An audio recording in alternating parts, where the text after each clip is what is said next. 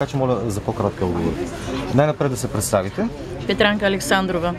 Госпожо Александрова, какво ви изведе тук пред руското консулство? Изведеме майчинската любов към Русия и руския народ. Знам, че този конфликт е свързан с една друга братска на Русия страна, Украйна.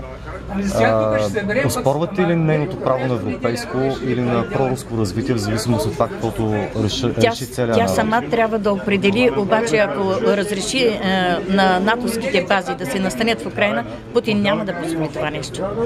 Мога да подпиша с двете ръце и с двата крака. Той няма да каже ела вълко изяшме. Няма да позволи бази да кацнат в Украйна. Това отношение го оправдава. Че той нарушава автономията на една независима държава, каквато е Украйна, какъвто е статута и на Крим? Ако някой дойде и обере комшията ви, или го убие, вие няма ли да вземете мерки за собствения си дом? При всички случаи няма да наруша международното право.